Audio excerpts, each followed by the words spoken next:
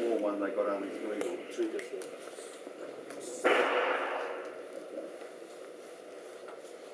Now the engine is called the free turbine, in other words the compressor. Let's have a look at this. The compressor.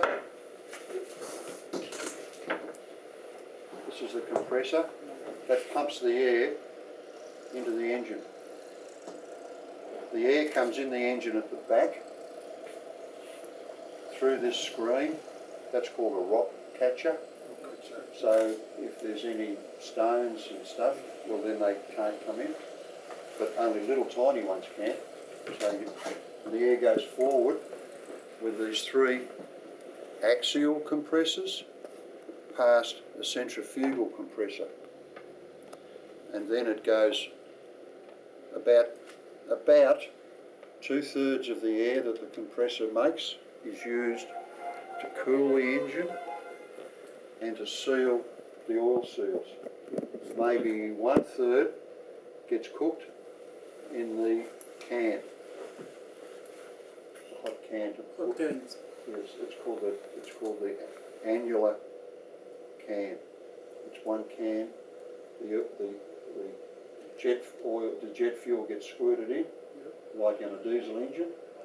And in here, for starting only, there's an igniter, like a spark plug. Yeah. And once it's ignited and running, well then it runs all the time. So most of the air is used for cooling and sealing.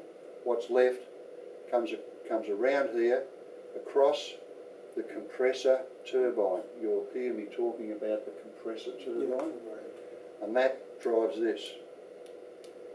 Now the engine, not only does 2/3 of the air be used elsewhere, but about 2/3 of the horsepower of the whole engine is used to drive the compressor.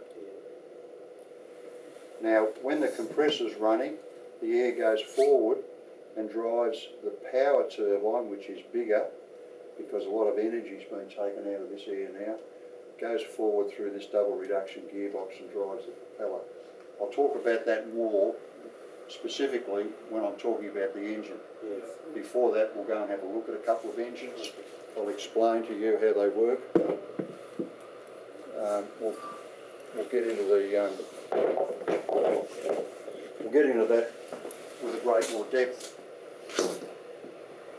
The aeroplane has an electrical system. It's 24 volt.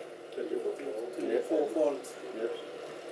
It has a main generator, like an old-fashioned generator, and it has a standby.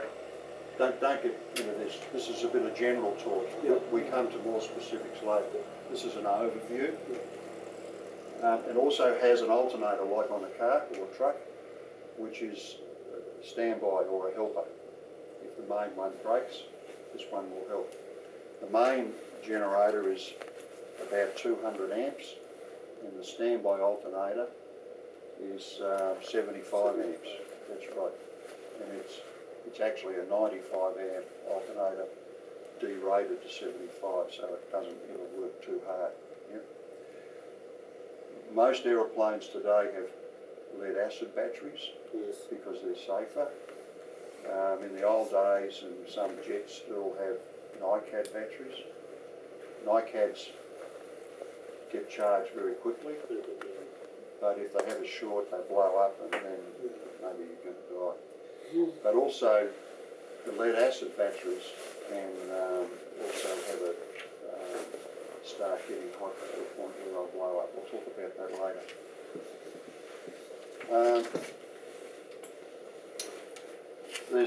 In the electrical system, there is a thing called a GCU, the generator control unit.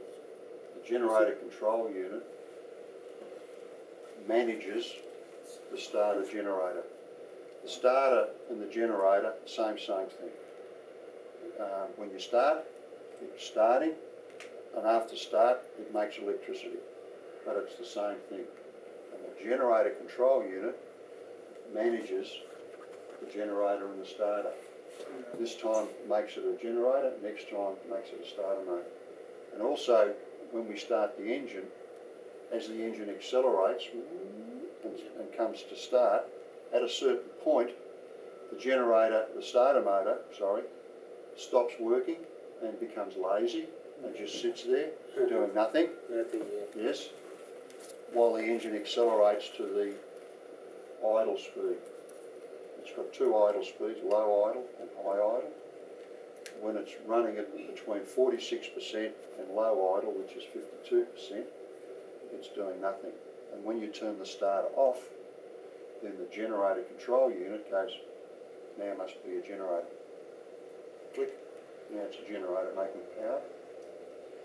If the battery was a little bit flat, or you've been running the electrics a bit, or on the radio, or programming the GPS, and the battery's not fully charged, the system in the aeroplane knows that the aeroplane voltage is 27.5 volts or less.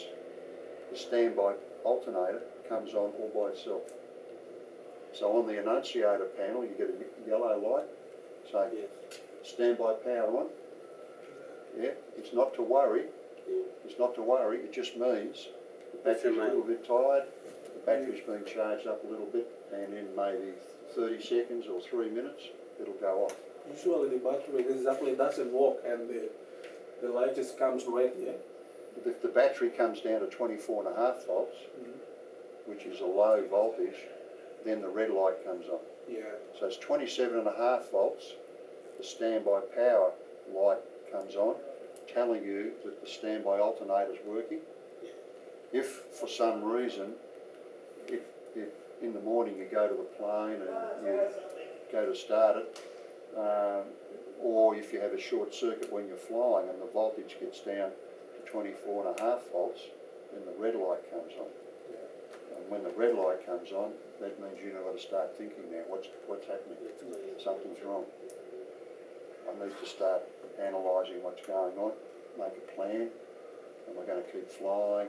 Is there a short circuit somewhere? Look at the circuit breakers, look at the voltage amp meter, see if it's got a big discharge, and maybe think about going to an airstrip somewhere. You don't want to be burning in the sky, it's no good. Okay, so what we'll do, why don't we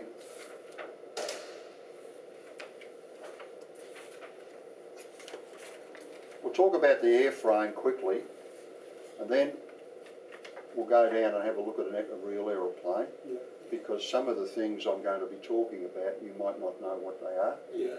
So we'll look at a real aeroplane for maybe half an hour and I'll show you stuff.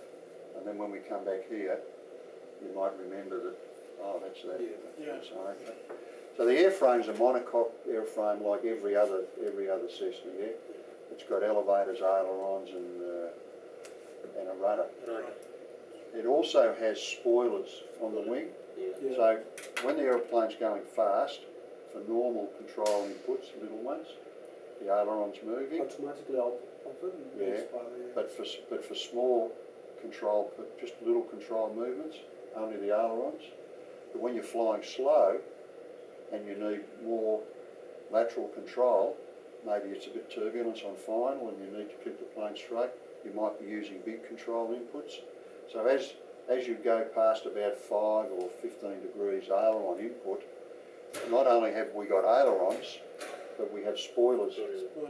Yes, and the spoilers dump the lift or make the lift less on the wing we want to go down.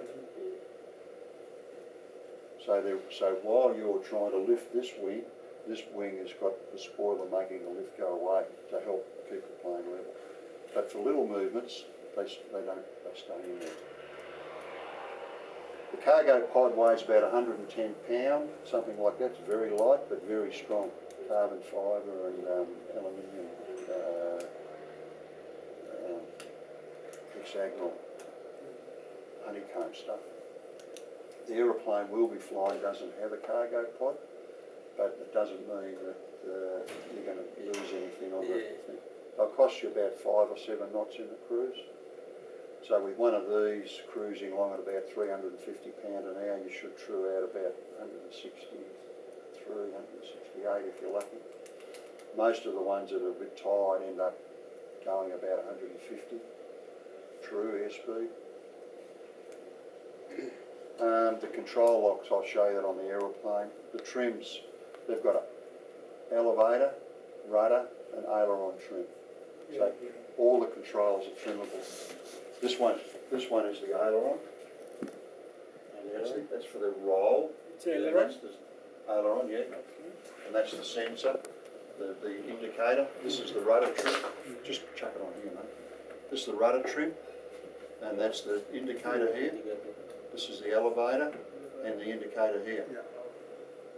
On the elevator, on here is the electric trim. Now on the electric trim, there are two buttons.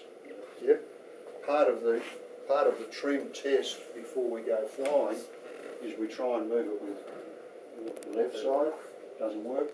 With the right side, doesn't work. With both, it works. That's to have two circuits instead of one, so that we don't get a runaway elevator.